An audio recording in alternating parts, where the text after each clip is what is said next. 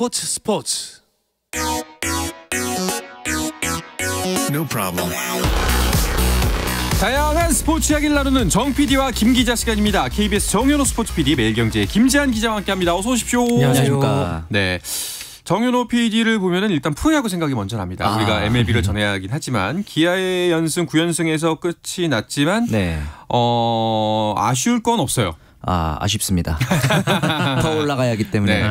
사실 지금도 1회부터 말씀하신 것처럼 오재일 선수에게 말로 홈런 맞고 힘들겠다 싶었는데 한 점차까지 추격했거든요. 그러게요. 남은 이제 기아에게 가장 중요한 건 사실 주말 경기 때 나성범 선수가 네. 발등에 자기가 친타구를 맞으면서 부상을 조금 당했어요.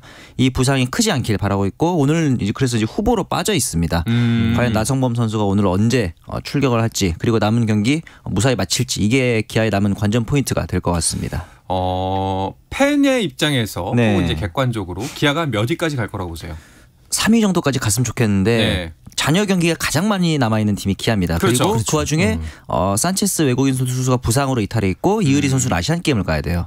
최지민 선수도 가고요. 이렇기 때문에 이런 변수들이 좀 남아있어서 그 자리를 2군에서 다른 선수들이 잘 메꿔주느냐 몸 잘 메꿔주면 3위까지 올라갈 수 있을 것 같고 안 그렇다면은 4, 5위 혹은 그 이하 내려갈 수도 있기 때문에 이 부분 잘 관리해야 될 것 같습니다. 냉정합니다. 아유, 냉정해야죠. 예. 그래도 가을 야구는 간다. 지금으로서는 그렇게 보시는군요. 네.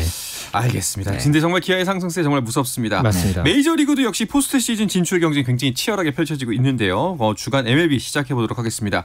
먼저 우리나라 선수들의 최근 활약부터 짚어볼까요? 네, 샌디에고의 김하성 선수 지난 한 주 사이에 또 기록을 냈습니다. 네. 어제 이 휴스턴과의 경기에서 3회에 안타를 기록을 하면서 올 시즌 131번째 안타를 기록을 했습니다. 네. 그러면서 자신의 빅리그 단일 시즌 최다 안타 기록을 경신했고요. 네. 오늘 이 다저스와의 경기에서도 1안타 1타점을 기록을 했는데 네. 특히 1회에는 이제 선두 타자로 나서서 좌전 안타를 기록을 했고 네. 이어서 시즌 35번째 도루까지 성공을 시켰습니다. 이어서 이제 3번 타자였던 이 후안 소토의 적시타 때 홈을 밟기도 했고요. 또 3회에는 타점을 또 한 번 기록을 하기도 했고 9회가 굉장히 또 이 김하성 선수의 진가를 볼 수 있는 그런 장면이 있었죠. 무사 2루 상황에서 희생 번트로 주자를 3루까지 내보냈고 그렇죠. 이어서 이제 후안 소토가 또 석점짜리 홈런을 치면서 달아나는 그런 어떤 김하성 선수가 중간 다리 역할을 맞습니다. 충분히 이제 해내면서 샌디에이고의 11대 8 승리에 큰 역할을 해냈습니다. 네. 네. 또 이 피츠버그의 배지환 선수는 오늘 이 워싱턴과의 경기에서 4타수 1안타 1타점을 기록을 했는데 네. 이 1안타가 2루타였습니다. 맞습니다. 시즌 15번째 2루타를 기록을 했고요. 네.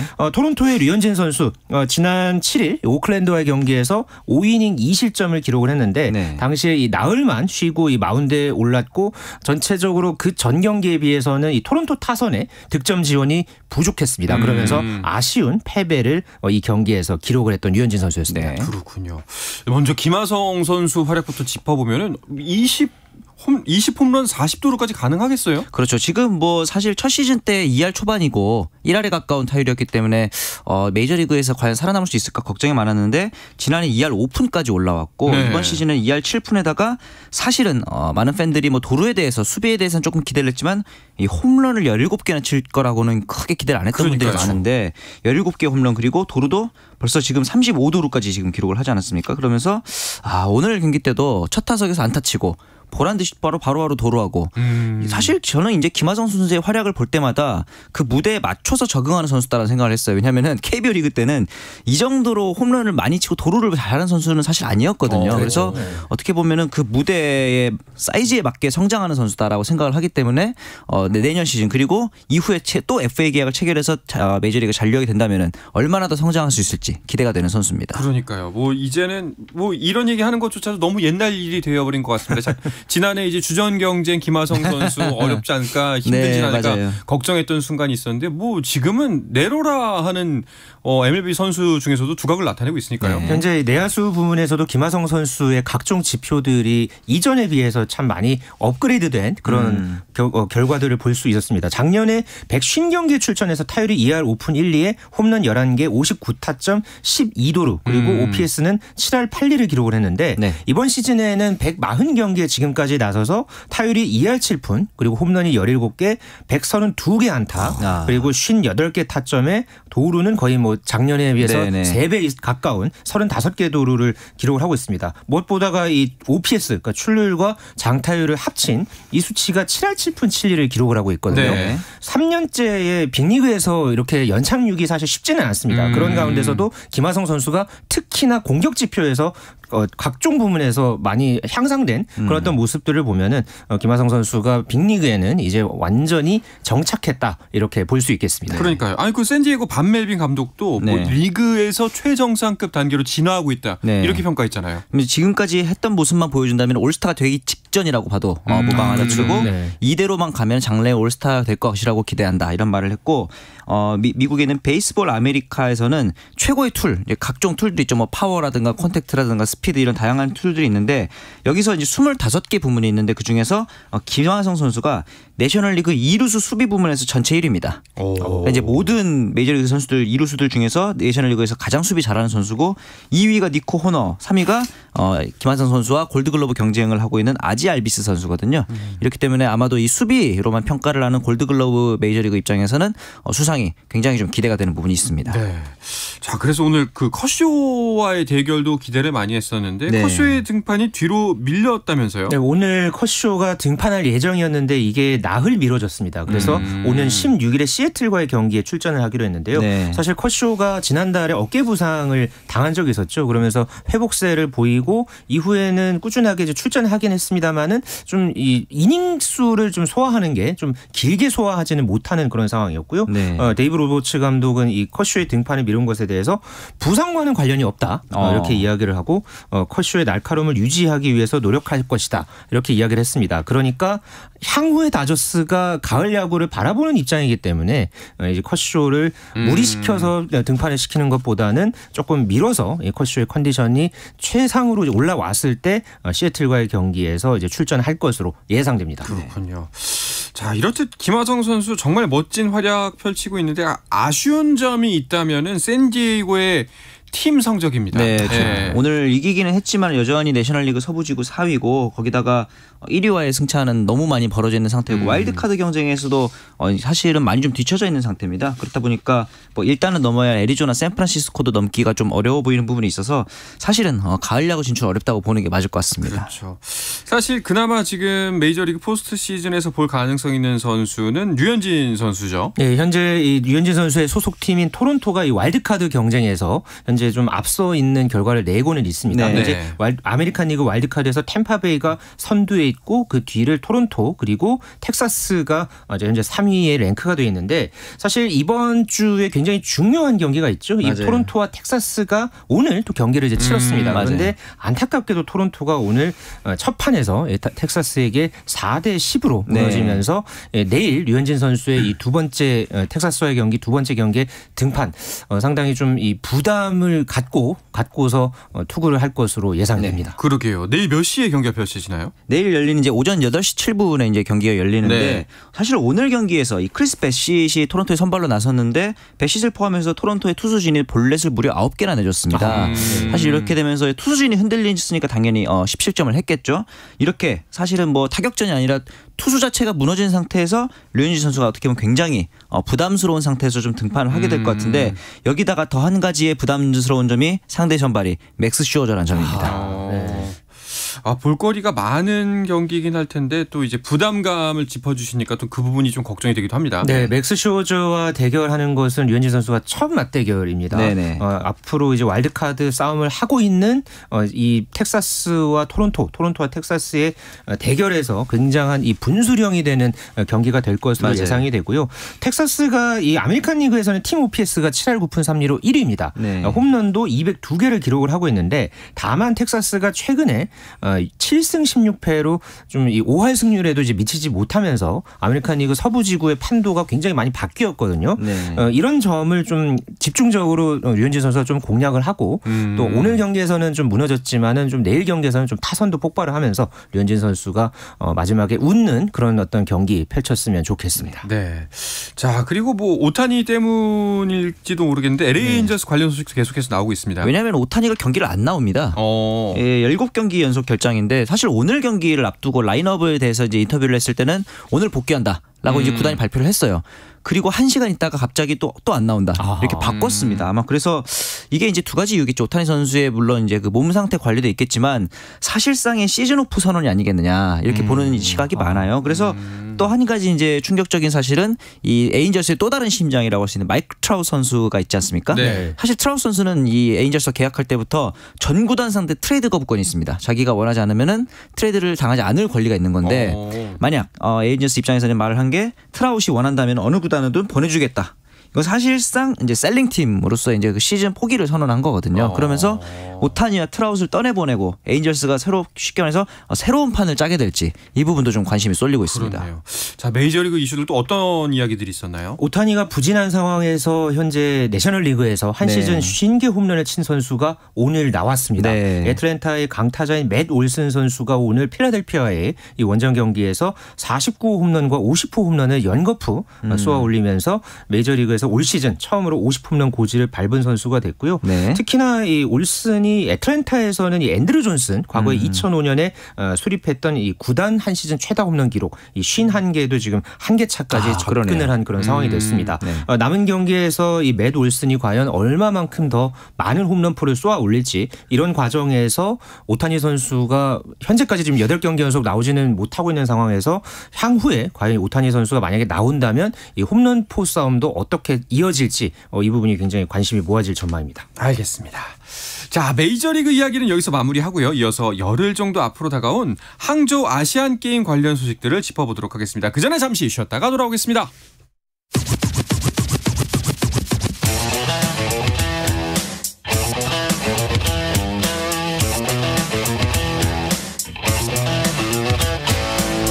짜릿함이 살아있는 시간 한상원의 스포츠. 어떠한 스포츠 이야기도 함께할 수 있는 시간 정 PD와 김 기자 듣고 계십니다. 매일경제의 김지한 기자, KBS 정현호 PD와 함께하고 있습니다.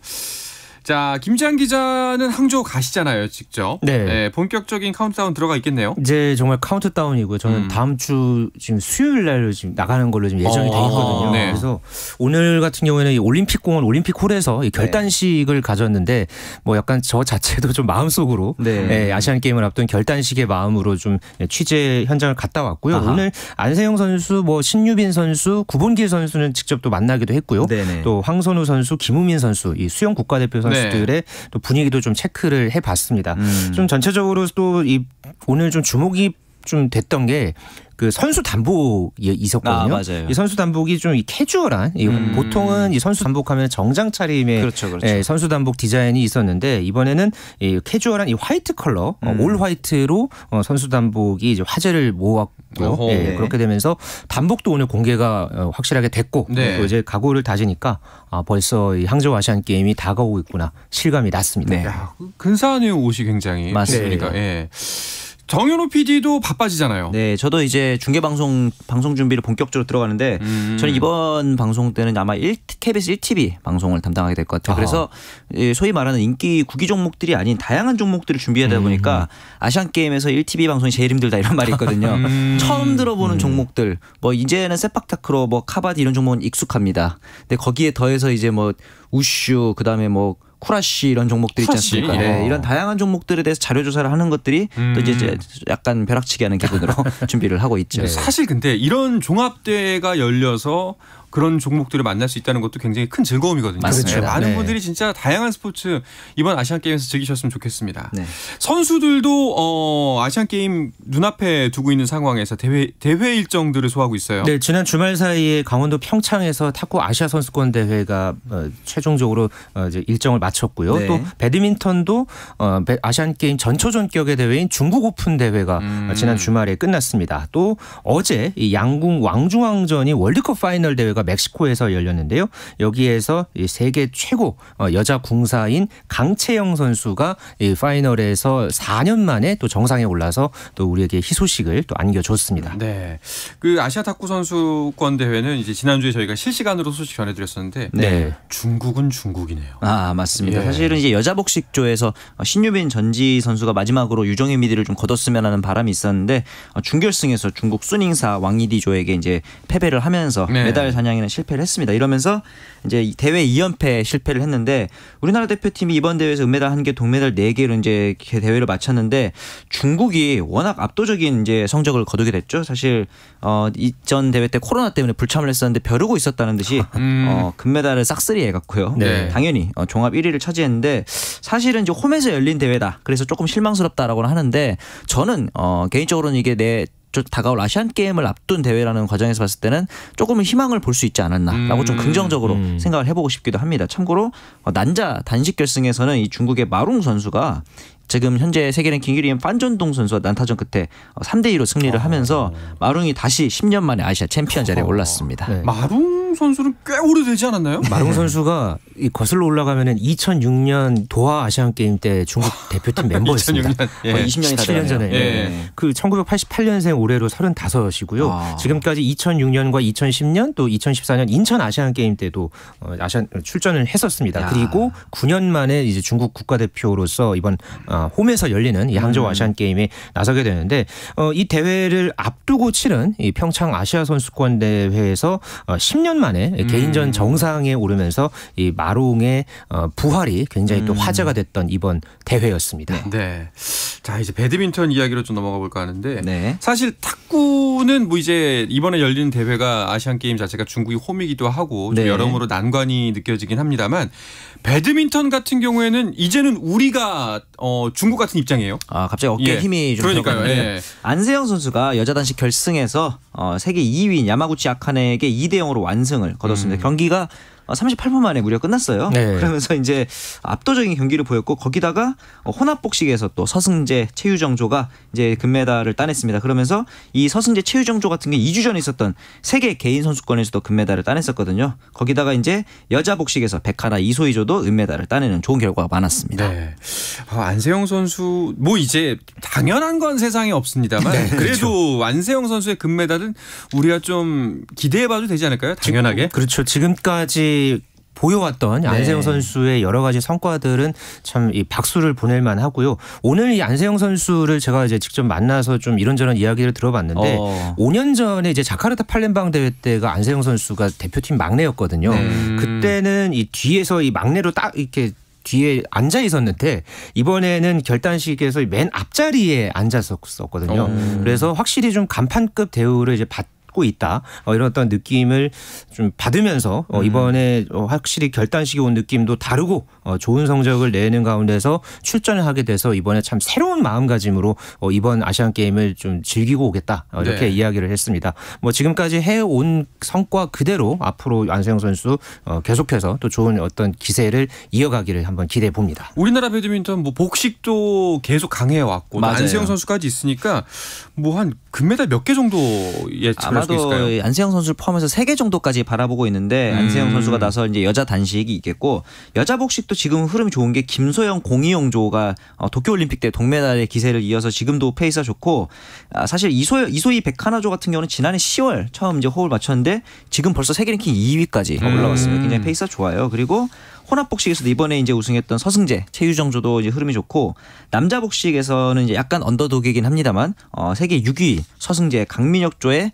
메달 사냥도 기대해 보면 좋을 것 같습니다. 네. 배드민턴 부분에 있어서 좀 우리나라가 좀 주의해야 될 경쟁 상대가 있다면 어디일까요? 아무래도 홈팀인 중국이 굉장히 또 홈 텃세도 분명히 아마 작용할 수도 있고요. 그래서 중국이 가장 강력한 경쟁자로 꼽히고 있습니다. 그 밖에도 일본, 뭐 말레이시아, 대만 사실 이 아시안 게임 자체가 거의 곧 올림픽이나 세계선수권이나 다름없는 그런 무대거든요. 때문에 뭐 안세영 선수뿐만 아니라 다른 이제 복식조 같은 경우에도 매 경기마다 특히나 이제 8강 이상 대결이 펼쳐질 때는 매 경기가 결승전처럼 펼쳐질 것으로 예상됩니다. 그렇군요.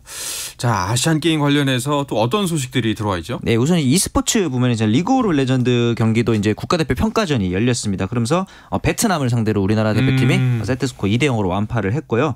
그다음에 이제 황선홍후에 홍현석 선수가 합류를 했습니다. 클린스만호에서 경기를 마치고 합류를 했고 설령우 선수 같은 경우는 내일 열릴 사우디전까지 마친 후에 합류를 할 예정입니다. 그렇군요. 자, 홍영석 선수 아시안 게임으로 갔고 그럼 이제 그 홍영석 선수가 빠진 상태에서 클린스만호가 사우디를 치르는 건 사우디와 맞붙게 되는 거군요. 네, 내일 새벽 1시 30분입니다. 우리 시각으로 영국 뉴캐슬의 세인트 제임스 파크에서 사우디아라비아와 우리가 이제 평가전을 앞두고 있는데요. 네. 사실 사우디아라비아도 최근에 흐름이 좋지는 못합니다. 맞아요. A매치에서 5연패 늪에 빠져 있는데 우리나라 역시 올해 A매치에서 5경기 연속 지금 무승의 늪에 그쵸. 허덕이고 있잖아요. 오늘 경기에서만큼은 반드시 이 사우디를 잡고 올해 첫 승을 좀 A매치에서 거두기를 기대해 봅니다. 아, 그러니까 지금 사실 실망감도 굉장히 크고요. 네. 또 여러 가지 그 논란도 많습니다. 네. 지금 이게 이런 부분들을 불식시켜주는 경기가 됐으면 하는 바람이에요. 이런 걸 불식시키려면 결국 승리밖에 네. 이제 답이 없는데 사실 사우디와의 그 전까지 경기 결과를 보면 4승 7무 6패로 살짝 열세기도 합니다. 더군다나 사실은 이제 우리나라 대표팀에게 가장 큰 동기부여가 되는 건 일본이잖아요. 그런데 그렇죠. 일본이 최근 4대1로 독일을 대파했습니다. 그래서 네. 한지 플릭 감독이 독일 대표팀이 이제 120몇 년 만에 처음으로 대표팀 감독을 경질하는 그러니까요. 그런 네. 상황까지 있었는데 너무나도 부담스러운 상황인데 이런 부담스러운 상황을 이겨낼 방법은 저는 승리밖에 없지 않을까. 클린스만 감독이 최근 행보라든가 인터뷰가 조금 아쉬운 부분이 많았기 때문에 이런 부분들은 결국 승리로밖에 잠재울 수 없을 것 같습니다. 아쉬움에서 이제 솔직히 말씀드리면 살짝 분노로 넘어가고 있는 지경인 그렇죠. 것 네. 같습니다. 관련해서 이번 주 목요일에요. 저희 그 목요일과 금요일에 스포츠 해축통신 그리고 축구장 가는 길 코너에서 축구 전문 기자들과 함께 A매치의 경기 결과 그리고 크리스마노의 전술을 쭉 짚어서 진단해 볼 예정입니다. 많은 관심 부탁드리겠습니다. 두 분께서는 솔직하게 네. 이번 사우디전 어떻게 보십니까? 저는 이길 거라 봅니다. 더 이상 왜냐하면 선수들이 네. 지금 좀 안팎으로 라디오에서 안 보이지만 눈을 부릅뜨고 얘기를 하네요. 보는 그 시선이 너무 안 좋다는 걸 알기 때문에 네. 악물고 뛸 것 같습니다. 이제는 이겨야 합니다. 네. 그렇죠. 그냥 지금 그렇게 믿고 싶어요. 각 소속팀에서 선수들의 감이 지금 굉장히 좋거든요. 네네네. 뭐 손흥민 선수라든가 황희찬 선수, 이재성 선수 지금 소속팀에서의 좋은 기세를 발판 삼아서 이번 경기 사우디아라비아 경기만큼은 좀 사우디 수비를 좀 허물면서 네. 제발 많은 골을 넣고 네. 3골 정도 넣고 우리가 사우디를 이겼으면 하는 바람입니다. 그렇습니다. 자, 대표팀의 선전 기대하면서 이 소식을 끝으로 이번 주 정 PD와 김 기자는 마치겠습니다. 정현호 KBS 스포츠 PD, 매일경제 김재한 기자 함께했습니다. 두 분 오늘도 고맙습니다. 고맙습니다. 네, 내일도 저녁 8시 30분에 뵙겠습니다. 한상원의 스포츠.